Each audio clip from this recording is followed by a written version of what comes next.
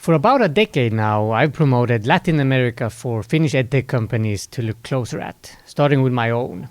For even longer, since 2008, I've promoted Latin America for businesses in the Nordics as an ideal expansion continent for many reasons. And I've constantly been surprised about how so many Finnish companies go to Asia, India, and Africa before considering Latin America. What I'm very curious about to find out today with our guest is why Africa? Satu Järvinen is among many things a Finnish education expert and digital learning pioneer in Africa and the CEO of SkillSafari, with a mission to take people on a journey of revealing their skills and abilities and make them visible, no matter where the learning comes from. I met Satu many years ago and haven't really been updated on the latest developments since the pandemic, until I randomly saw an update on her being back in Senegal. I reached out, and we had a personal update over a cup of coffee that extended into a 3-hour conversation, and I intuitively started planning for a possible Awesome Africa series, based also on Satu's latest work. So it's a great pleasure to be able to dive deeper today and start discovering more about the African magic. Welcome to the podcast, Satu. Thanks, Johnny. It's a pleasure to be here with you. Thank you for being here. So let's start from the very, very beginning in your case and your first connection to Senegal. If you may start a little bit about your personal story here. Well, sure. Senegal is my first country. My parents worked there as missionaries, actually, when I was young. So we moved there when I was just 2 days after I turned 7. So my developing years, I grew up there, and it's the first country and culture I knew. And we came back to Finland when I was 13, and that's when I started learning the Finnish culture, the Finnish society and everything. So I have a deep connection to Senegal. I feel that I have roots there, and still today I feel more at home there than here. So tell us about that, because Finnish people might not be that international in their way of being and have a particular, let's say, Finnish flavor to them. And you are very non-Finnish, in my perspective, also trying to promote, let's say, the Latin American flavor. And I would like to hear more about your perspective, how you, let's say, identify yourself with the Finnish and the African, let's say, cultures, and what would be the Satu Järvinen version of these two very different cultures. And you can talk about Africa, of course, as you know, but Senegal maybe more in specific. Yes, because Africa is a huge continent, and I grew up in one country with a particular culture of its own. I think something that has really shaped me, which is more like the Senegalese side of me, is this idea of being together. Like they say in Senegal, when you do something, you say we are together. Nyofar in Wolof. And that we are not here alone. We are here together. We are here for each other. So the sense of you being here and having this sort of responsibility to help and assist others, and others being here for you, is very strong, and that has really impacted my entire family. I think in the behavior that we adopted as a family, being in Senegal, is this very close connection and always being here for each other, calling very often, which is not to say that would not exist in Finland, but I find that it's quite particular in my family. Then the joint part, interestingly, where I don't know whether it's more Nordic, like my family comes from the northern parts of Finland, and that area has a particular culture, which I think is very much similar to then the Senegalese culture. In Senegal, I'm part of the Wolof tribe, which is this very, very strong openness, being very proud of who you are, your culture, your language, your personality, and asking others also to respect you. And that is exactly the same in the northern parts of Finland and in Senegal. Senegalese people are very proud and also very open, very frank, and very honest in that sense. So I think in that regard, there are similar elements culturally in both the countries I grew up in, and that's the easy part. I think the most difficult thing for me sometimes is that in dealing with some Finnish people who are maybe not Nordic, but in other parts of Finland, I don't find that same grandiose openness, honesty and transparency that you'll find in northern Finland and you'll find in Senegal. Yes.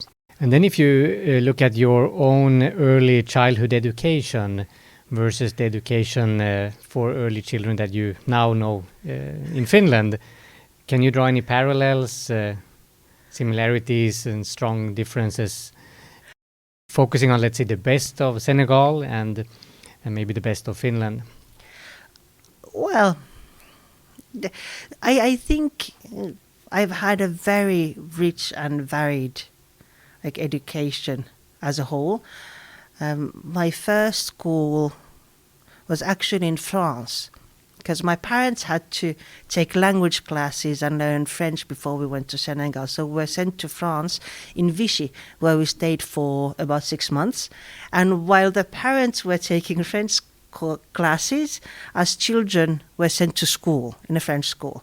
So I was there in this school understanding absolutely nothing in the beginning. But as a kid, you pick up and you make friends and so forth. So that French school was my very first, in a sense, school experience from abroad. Then coming back to Finland before we left for Senegal, I was in a Finnish school here, the Finnish French school in Helsinki.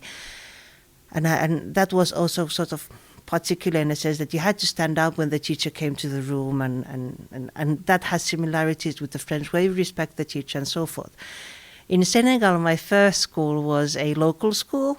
We had 105 students in my class. It was a Catholic school, and the nuns kept it. And the one thing I learned from that school was to behave.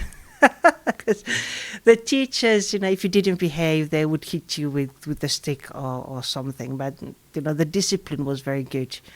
Man, I enjoyed it. We made friends. I don't think I learned that much because with 105 students, you had to spend so much time going through a chapter in the book that we had that at the end I always learned the chapters by heart. But in terms of learning discipline, learning to respect your teacher and learning, that school was top.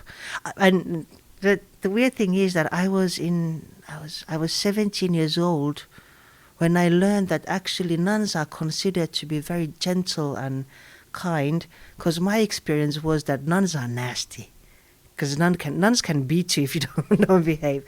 Then I went to a French school after that, a French private school with the really French contents. And what I loved about the French school and the French education system was this big investment on sort of the humanistic part of education. There was a lot of poetry.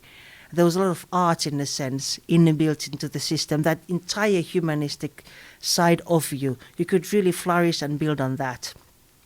After that, we started the adults started the Finnish school in Senegal, because we had so many Finnish kids. And in there, we went to the Finnish school system. And I think we were very lucky because we had this incredible teacher coming from Finland, Kaarina Pekkonen, who back then in the late 80s, early 90s, implemented all the education theories that Finland has now discovered, but she was doing it back then. And Kaarina was really mind-opening as a teacher. But I think I was lucky because I got to do the tour of all these different schools and find the benefits in all of them, and that has really helped me and enriched my growth. Because the Finnish school was very sort of subject-oriented. The French was more competitive, but then the French had the arts and the culture and all of that, which I missed in the Finnish school. And if you talk about the life skills, which is now very popular, becoming more and more popular, so how did you develop life skills with or outside of school in Senegal? You can connect it to the different school systems or the life in general. Well, I think, in whatever environment you're in, you develop some additional skills.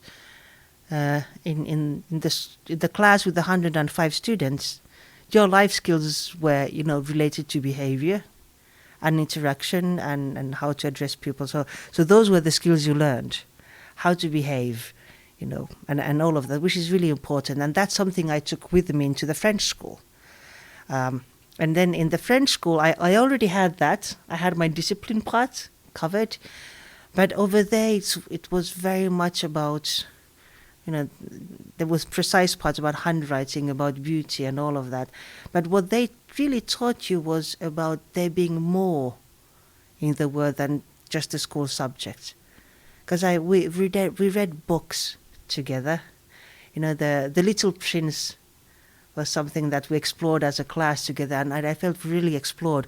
We did yoga, in the school, which was really sort of mind-opening, understanding that it's not just physics. So I think the French school really helped you open sort of your mind to explore all the beauty and wonderfulness of the world, which you really need. You need to be open-minded. And then the Finnish school, I think that was more about then the exploration side in Sopis, because our teacher was magnificent, and she urged us to explore and research and think.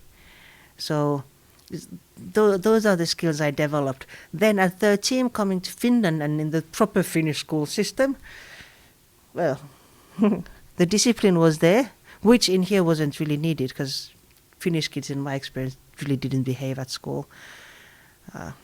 I think Finnish secondary school for me was survival skills mostly. Okay. How to avoid bullies, how to not raise attention, being different, behaving differently, and how to just try to merge in and not being noticed. So I think that was my main focus then. And when was this? When did you come to Finland? 92. 92. Yeah, in up there in the north, and Finland was a very closed society in the early 90s. It was not international at all. And can you narrate a little bit then your development into the education sector and actually becoming then an education expert and digital learning expert and really working within the education system in Finland? So the early years as a young adult, why did you choose education as a path? And how did that happen? That was more or less by coincidence. By coincidence, I just found myself, ending up in the education sector. I studied international business originally. I studied international business because I thought that is sort of an area that doesn't close any doors for me and could be my escape route from Finland, my plan. But then I was doing my what was it called? There was compulsory internship you had to do during your studies. I went to France, work in language school in France, just as an assistant. Coming back to Finland after graduation, I needed a job. So the first job I got was again in language school as a coordinator. And then my third job took me back actually to my school to Helia back in the day as a training coordinator. But through that, slowly, I found myself working in education, in coordination. Then at some point I was managing the executive MBA program and really starting to get interested in the education and training. And finally, when I shifted to vocational education and training and digital learning, I started working on that. That's when I really realized that yes, this is my passion. This is what I want to do. And actually, this is something that now me as an adult can start doing in the country where I grew up, so I can really connect the two. So raised there, educated here. Finland is top in education. I really appreciate Finnish education. And I think overall, working in education, developing education in Africa, really finding the things in Finland that can be implemented in Senegal and other African countries is sort of like my job in life. That's what I meant to do. And when did you find this opportunity to, let's say, start on this mission? I had this will. So even in the late 2000s, in 2006, 7, 8. No, after 2007 it was, when Twitter came out. I started following all the tweets that related to education in Africa, because that was the first, getting updated information on what is going on and having my dreams and my plans. But I was afraid because I hadn't been back in a long time in the continent. So I was like, what if I go and I feel like an outsider? But then I had an opportunity to go to Zambia.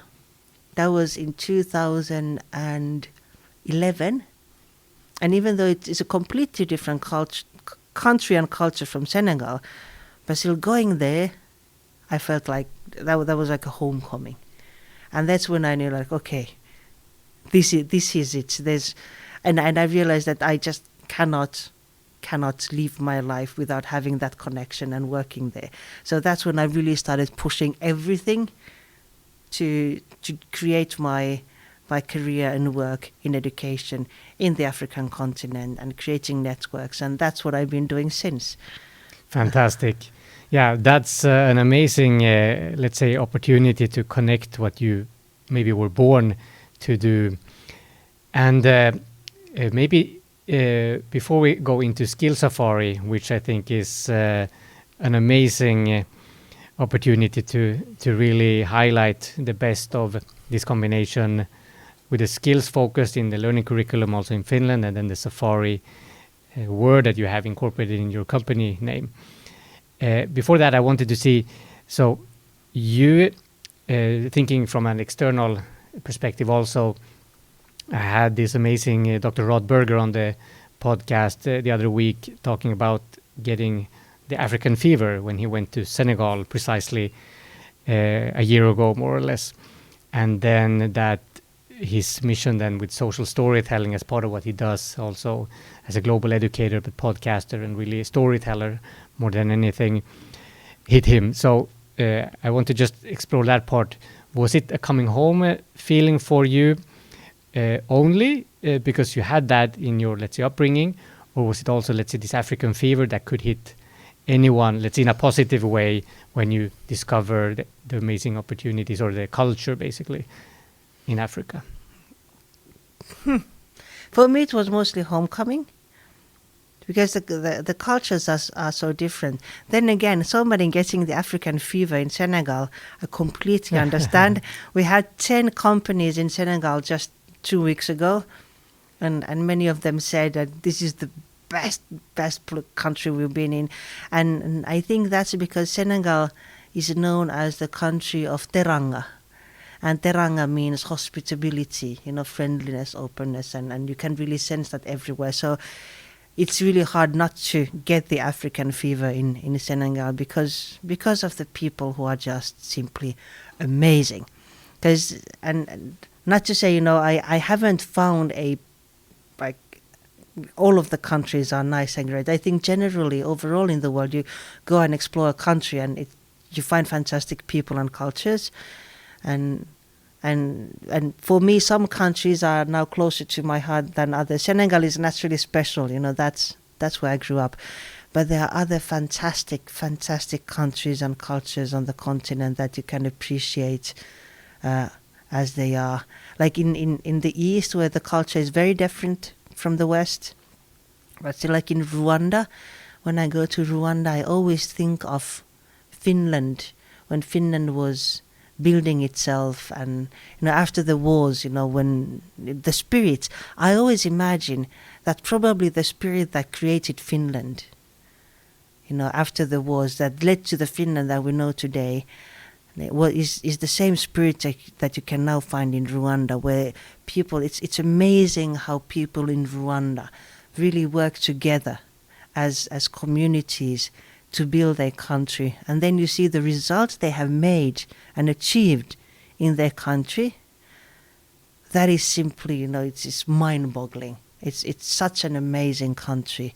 The cleanliness level, the level of development and everything, it's amazing. And they also have this fantastic hotel that has a Finnish sauna. So it really feels like Finland in a sense. A lot of similarities, I think, between Rwanda and Finland in the spirit of in which people work for their country. And then you have places like Zambia, Zambia is peaceful. It feels like a Finnish summer town, even when you are in Lusaka. And then Kenya and how it's advanced in so many areas. Music, one of my favorite music groups come from Kenya, but then the music is completely different in the East and the West and so forth. So I think, but I love France as well as a country. I love going there and the French stuff that I enjoy.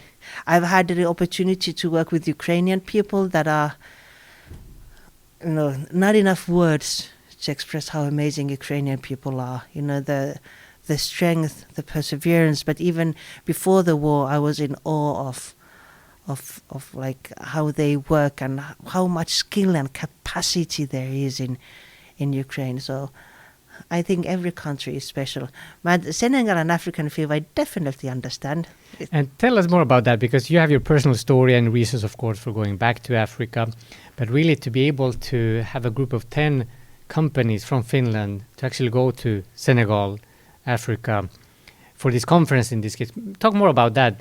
What encouraged them to actually take the step? Because for me, it's still a big question mark why people would dare to go to a country like Senegal before being, let's say, more internationally established. Mm-hmm. So I'm thinking from the startup perspective, young companies who want to expand what they do.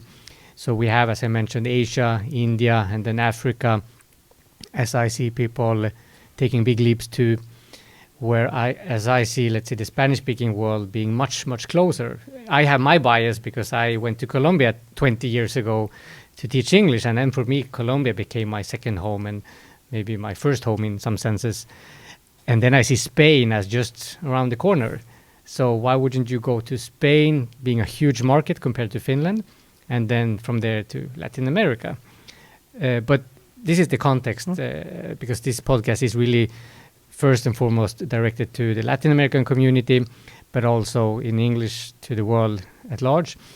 But now, and with you, of course, I want to know more about Africa, the African, let's say, magic. So what do you think actually attracts people to go to Africa before knowing anything? Before getting this, whatever African fever it might be. But yeah. It is surprising. I think, well, first of all, I think even in Finland nowadays, Africa is a lot in the news and in the speeches, so there's no escaping it. And people have a positive understanding, it's developing, it's growing, and all of those aspects. And there's just simply more talk about Africa than the Latin America. I think that's one thing that has an impact on people. Other than that, like in a business sense, I completely agree that the Latin American countries are probably easier to do business in than some African countries. So your question is well put there, because when you go to an African country as a company, as a private company, and want to create business, you have to really start from scratch in developing your business models and how to operate and what to do and all of that. Not to mention, if you want to get established there, your banking arrangement, all of that can be very complicated at times, or then very easy. So depending on the country, but still, but I think overall, nowadays, thankfully, Africa has a much more positive vibe as a continent in Finland. It's known for growth, it's known for culture, it's known for color, it's known for growth, known for opportunities. So that makes people interested. It's exotic still to Finns. So many people think, they can, for once in their lifetime, they can get the African experience, go there. Because it's still a bit mystical also, I think, in the heads of many Finnish people. And then they go and they find, good food, good music, good people, and then they go like, yes, this is the African magic, which is also true. But in this case, I was really concerned because Senegal is French-speaking and Finns don't speak French. I was, how am I going to get people to come? Because I really wanted to take people to my first country because I know how good Senegal is. So tell us the entire experience and from the beginning. Why did you get the idea of getting other companies as well with you? I imagine that you hadn't been back for a few years because of the pandemic, among other things, and then you got this opportunity to go back. Tell us more about that. So how did that opportunity come, and why did you take 10 other companies with you, and what was that kind of experience? Well, it was very simple because Finn Partnership, the Finnish government export program, really, they have been following this e-learning Africa conference to different countries, and then I think it was last fall I met Birgit Nevala, who's the program director, and I said, well, e-learning Africa is in Senegal next year, and she says, yes, it is. And I said, I think that's a great opportunity, and then we decided to collaborate, and for me, collaboration was such that I will find partners for the Finnish organizations. And then I said, you know what, knowing that the conference center is outside the capital, I was thinking, it's so sad if people come, like Finnish people come, and they only spend time in a conference center outside the city, so they will have seen nothing of the country. And also it's our first opportunity in Senegal. So I proposed to Finn Partnership that we organize a specific seminar for education partnerships between Senegal and Finland, because we also have a new embassy there that opened last year. And a Finn Partnership, those people are smart and nuts, so all they said was okay. So then the process really started to contacting Finnish companies and telling them that they have now this matchmaking opportunity beforehand, and then working on the Senegalese side, getting companies, and then trying to put them together already in advance and have conversations and gather needs. And then we were lucky to have meetings already beforehand, online calls, and that gave some people the confidence on the Finnish side to then travel, because they knew that they are not going there just to sit somewhere and look nice, but they actually have people to meet and things to discuss. So I think that part was vital for the Finnish side, so that we could really showcase them that there are programs and there are companies that they can work with, and doing that pre-selection also on the Senegalese side to really find the key companies that they can actually work with. So, and I think in that we succeeded pretty well. Fantastic. So I'm very excited about hearing the follow-up, because you just came back, literally. So we'll see what the next steps will be. But what would you say were the initial feedback, some concrete comments about the experience? We had very good feedback, and makes me happy. Makes me really, really, really, really happy that both sides are. There's some universities who are discussing collaboration in different areas and research areas, especially like high-level ICT technology. Those difficult acronyms that I don't understand. Because there's some really high-level IT universities. So there's one especially. They signed an MOU already with one company before. On Tuesday when we had our seminar, we had our first MOU signed. That was on leadership training, but then IT training is following and other things. We also have vocational training projects oncoming, people talking to each other about literacy. Also, there were some really good connections on learning platforms. We also find very good ways to find partners to start adopting, a Finnish learning platform in their education. So I think we will be seeing quite a number of Finn Partnership applications, but already now following the conversations, they are going very well. So basically, they are more or less like discussing the very, very implementation. Okay, so how do we do this? Because the connection and the willingness to work together is there. So just today I was reading this email where somebody sent like a list of requirements for a platform they want, and the Finnish side answered saying, okay, this is where we are compliant and this is how we could move forward. And I think that was pretty good considering we came back on Sunday. Wow. So let's focus on SkillSafari. Okay. And your story as an entrepreneur, as a founder and CEO now of SkillSafari. You can highlight the early days if you want, successes, challenges, both before the pandemic, but also, let's say now after the pandemic, what are your plans and the offering, and tell us about the badge system that you have inside SkillSafari. yeah, that is really my passion area, and something that I now told myself when in Senegal was that I really need to start, working for myself more. But the idea actually came in 2015. I was working in a vocational school in Finland, and we had been doing teacher training on ICT integration for a long time. And we were more or less repeating similar trainings to teachers, and as trainers we were getting sort of bored of the repetition. And we were thinking that we need to come up with a new way of doing this. Otherwise it's just repetition of the old. And we came up with this idea of gamifying teacher training. Like, it would be more interesting to gamify skills. That was the initial idea. What if we could gamify skills? So instead of training, we have them compete for skills. That would be more interesting. That was the idea. And then the project moved forward, and then somebody, I think it was Leena Vainio, who's an amazing woman in ICT education, who introduced the open badge technology. And we started using open badge, defining skills there and how you can get your badge, what is your criteria, how you demonstrate your skill. And I remember that in the first fall when we started and launched the badges, there were 50 badges initially offered to the Finnish teachers. And we were thinking, if we can get 300 applications, that would be pretty neat. And in the first fall, we got over 1,000 applications from Finnish teachers. And that entire process of this skills validation, because through that we were able to reach teachers who never attended any training, because why attend a training to get a certificate if you already know the skill, the thing. So then I realized that that's actually really silly, that we force people to go to training and get trained on things that they know to get a certificate that they have that skill.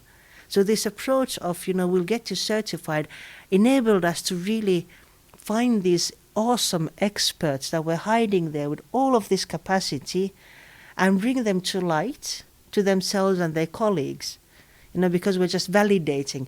And then the approach was, if you don't know, then we'll have these online sessions where you can come and learn. So it was sort of reversing. And that was such a success. And then I thought, you know what, this would be amazing for Africa, where you have a huge informal sector. If you take the entire continent, this is like an average that doesn't apply to anyone, because you put an entire continent together, but they say that even up to 80% of people in the working life are part of the informal sector. Many of those people are not certified, so they have nothing to show for their skills. So most of your tailor, your plumber, your electrician, your taxi driver, your waitresses, your people who sell you stuff in small stores and things, they haven't gone to school, but they know their business, they know what they are doing.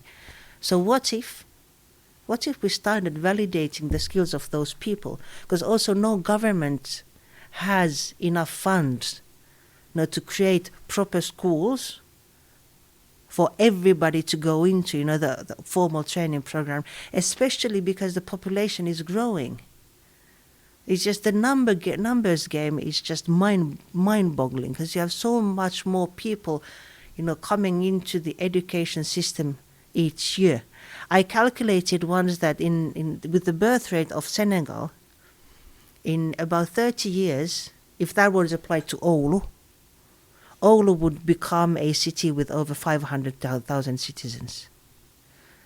So how would Oulu then supply everybody with schools and stuff? So maybe you can mention to those who don't know Oulu, what kind of city is Oulu right now? Oulu is, how many do they have? About 100,000 citizens. It's a city in northern Finland.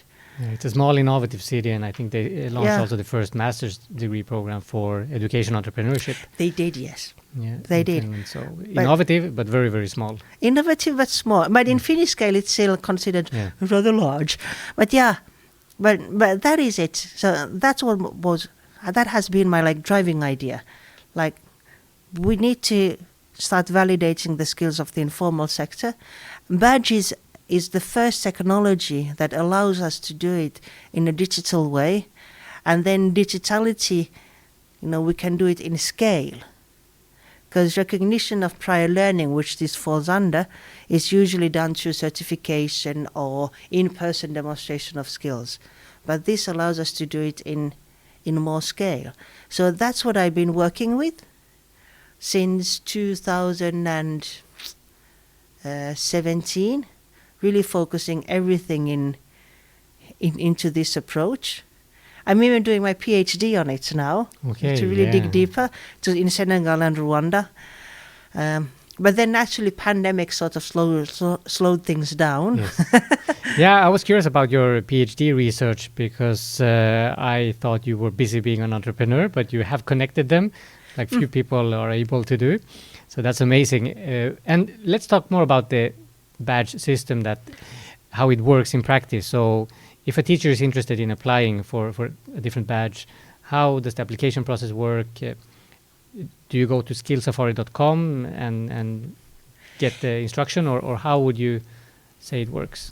So that is the thing that I'm really focusing this year. Like how do we offer those badges to anyone interested? So the technical platform, but I think I have now found a solution for that. So stay tuned. Okay. But this 5 work through organizations. Organizations who have teachers, who train teachers and so forth. So that has been simple. Then we integrate the badges into an existing platform that they have or offer them separately on a separate site that the teachers can access. But basically, there's a list of badges, which is like a list of skills that you should know, be able to do when you sort of interact with your students or in your work. And the teachers, they can go and browse and check like, what are they asking? What are they requiring? This one I know, this one I don't know, this one seems complicated. But they can freely choose whatever they want. Yes. And if they find something where they think they have the necessary skills, they click that open, they see the criteria, they see the requirements, what they have to do to demonstrate the skill. They fill in the badge application form, they send it, and then it's either pass or give us more information. And does that go through your, let's say, global, headquarters here in Finland, or do you have the local partners in different countries? Or what would be the setup, let's say, in Senegal, or if you have someone from another country? Would you be seeking also local partners in different countries, like universities or other kind of entities? I only work with local partners. Yes. I only work with local partners because as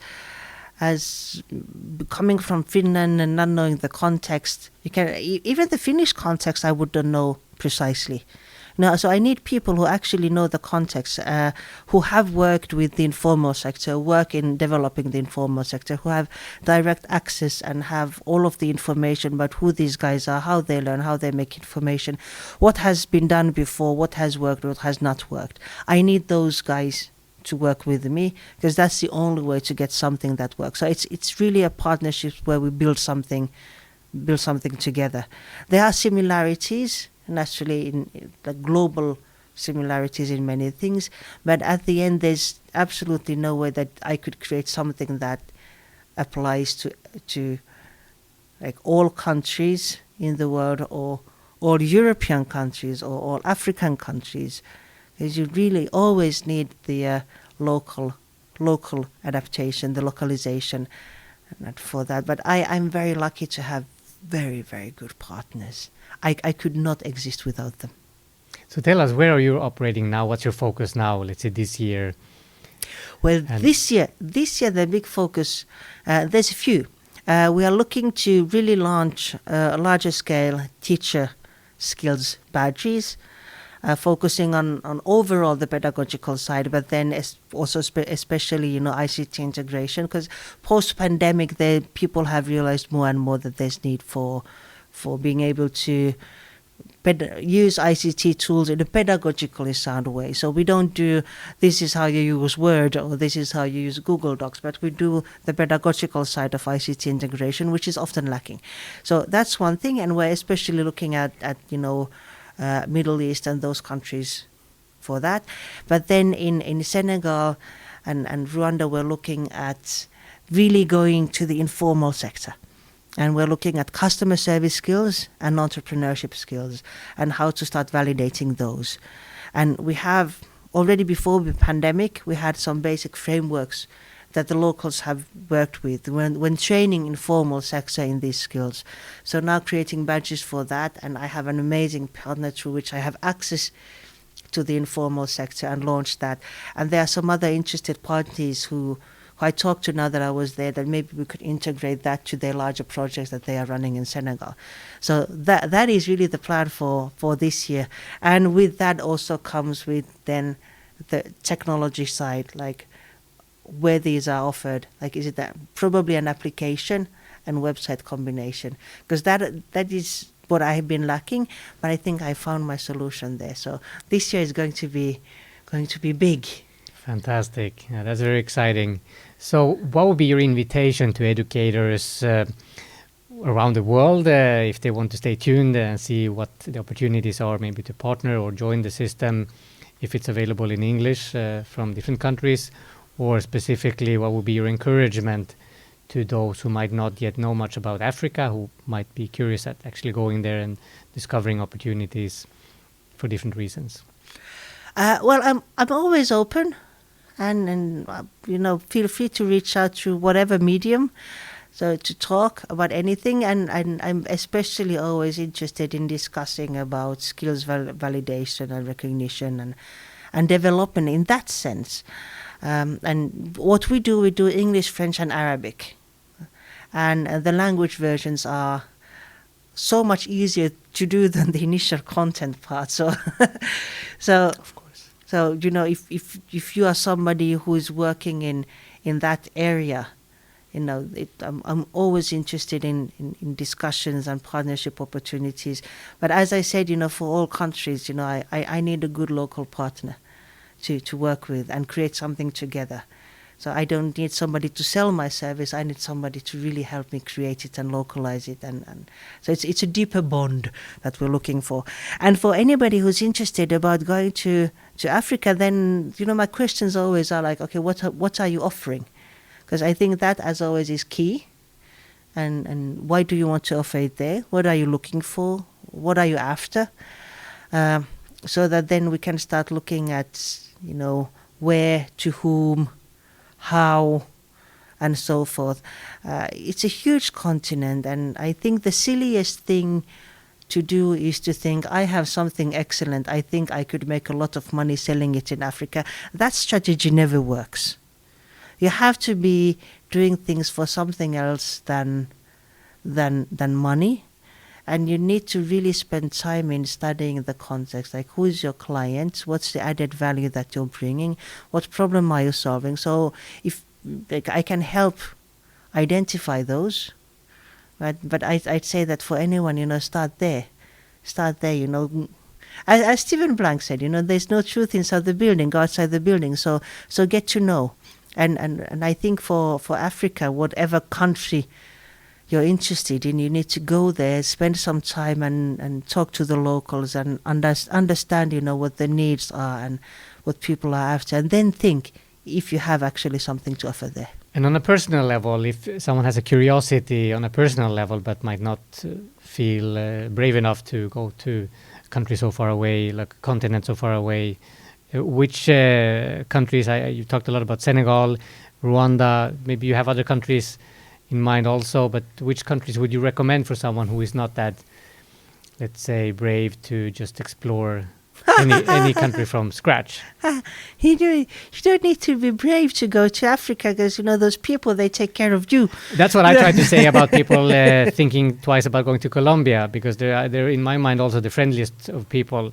Like in my home country, basically, second home country now, but people still have their reservations about going far away. I mean, they might only go to the beach in some touristic location, but instead of doing that, they might go to an African country to explore and get the African fever, to fall in love with a new continent and a culture that is so much different from theirs.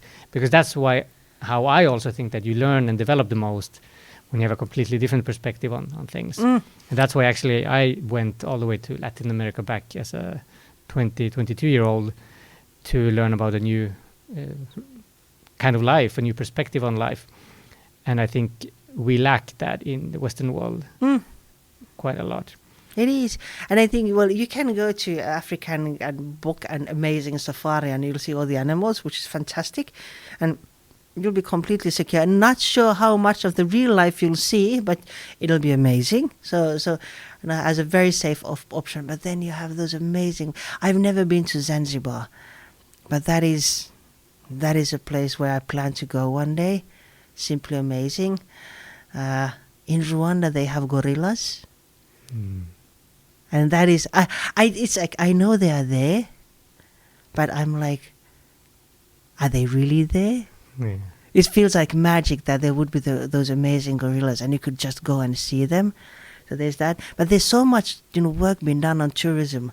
If you want them amazing, if you want to spend time at the beach, then, go to Senegal and so forth. But whatever you do, connect with the locals. Because if you stay in a fancy hotel only with tourists, you really miss out on most of it, but you'll get a sense. So it's not a bad way to start, to just book your amazing safari or your beach vacation or whatever. You still, the smell is there, the air is there, and you'll see the ocean or the sun or the forest or whatever. Oh, then cruise on Lake Victoria, that place. There are so many amazing places in that continent that you can't even list them. And what would you still try to prioritize as top learning experiences that would be valuable for people in general, both as educators but as learners of life, to really discover life on a broader sense? What can you learn from Africa or Senegal? I think the most important thing you can learn, because now when I was there with the Finns, the really big thing I was wishing they would take away is that everybody is your friend, and you can trust anybody, and you'll say hello, and you can rely on others, and how safe that makes you, and how then even in business, when you're creating your business, how secure it is and low risk. Because people are really there and they're willing to help and talk and negotiate. So just be happy and open and appreciative of that friendliness and that openness that actually makes your way smooth sailing.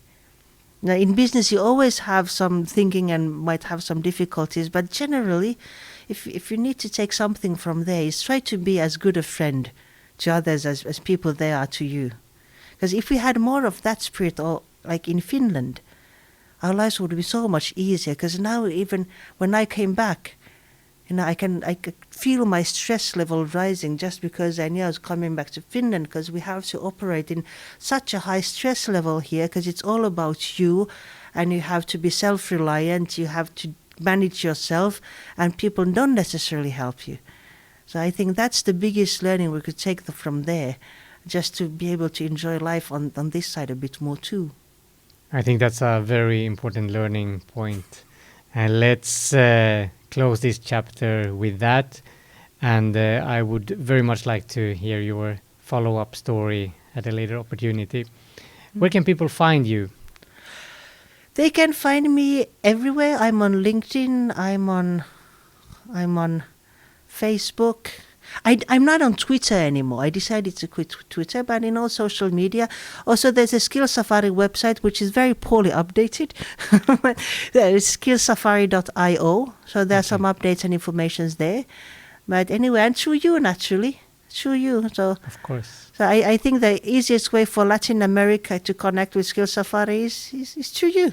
I would be lucky to be able to replicate some of the things you've done also, and helping other companies to actually get to your country of birth. If I got some companies in a big conference in Colombia or similar Latin American countries, that would be amazing. And I would very much like to continue the conversation. We definitely should. And besides, you have the biggest asset. You have the coffee. And we are the best consumers of coffee in Finland. So I think yes, that's and then Colombia good is start. producing coffee. So I think you're very well set off. You just tell people, that there'll be fresh coffee, and I think Finns will join for that. But I really wish you luck, because I think, and I really hope that more Finns would go to Latin America. I think I haven't been there myself, but from what I've learned and from the people that I've met, there's such amazing things, and I think there are good opportunities for collaboration between Finnish companies. So I hope you all the success, and I will help you in any way I can. Thank you. I really hope we can make a SkillSafari to Latin America together. Oh yes, I hope so too. Thank you very much. So thank you for today, and I hope to talk to you again. Bye-bye. Bye bye.